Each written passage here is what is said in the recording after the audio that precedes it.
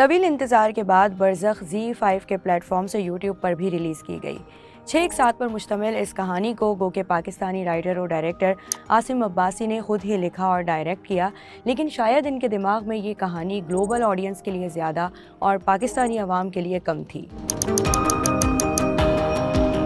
पहली ही किस्त के रिलीज़ होने के बाद सोशल मीडिया पर बरज़ख से मुताल्लिक राय तकसीम देखी गई।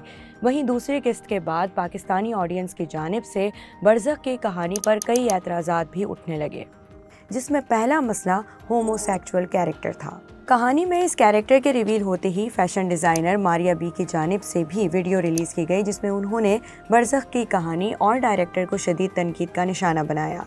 वहीं ये सवाल भी उठाया कि ऐसा कंटेंट दिखाने या नॉर्मलाइज करने की वजह क्या है।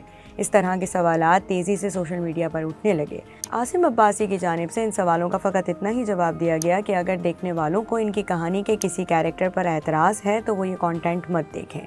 सोशल मीडिया पर पाकिस्तानी ऑडियंस के एतराज़ात और फीडबैक इतना ज़्यादा स्ट्रॉन्ग और नेगेटिव था कि ज़ी5 के ऑफिशियल अकाउंट से यह ऐलान कर दिया गया कि बरज़ख की तमाम इकसात 9 अगस्त को यूट्यूब से रिमूव कर दी जाएंगी।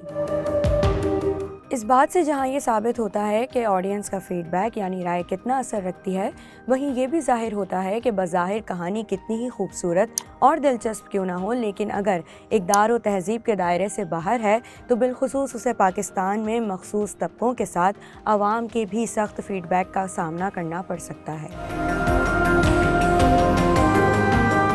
बरज़ख की कहानी में जहां बच्चों से मुताल्लिक सीन्स, डायलॉग्स गैर मुनासिब थे, वहीं इस सीरीज़ में कुछ ऐसे मसाइल की निशानदही की गई जिन पर नॉर्मली बात नहीं की जाती।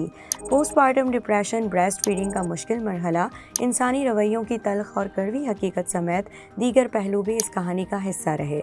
अलबत्ता इन तमाम डिबेटेबल मौज़ूआत के बावजूद कहानी का मनफी पहलू भी बहरहाल नज़रअंदाज नहीं किया जा सकता है। आसिम अब्बासी इससे कबल ज़ी5 की सीरीज़ चुड़ैल्स को भी डायरेक्ट कर चुके हैं, जिसे काफ़ी तनकीद का निशाना बनाया गया था। उन्होंने फिल्म केक भी डायरेक्ट की थी, जिसमें डिसफंक्शनल फैमिली की कहानी को खूबसूरती से दिखाया गया था। इस मरतबा आसिम की कहानी पाकिस्तानी अदाकारों के साथ एक इंडियन प्लेटफॉर्म से रिलीज़ की गई, जहाँ एक बड़ी ऑडियंस इंडियन है। सवाल यह है कि बरज़ख तो यूट्यूब से रिमूव कर दिया जाएगा, लेकिन इस जैसा और भी कंटेंट पहले से ही यूट्यूब और दीगर OTT प्लेटफॉर्म्स पर मौजूद है, तो क्या ऐसे तमाम कंटेंट को मुकम्मल तौर पर बैन कर देना चाहिए या फिर कंटेंट की चॉइस आपकी अपनी ज़ाती है? हमें कमेंट सेक्शन में ज़रूर बताएं।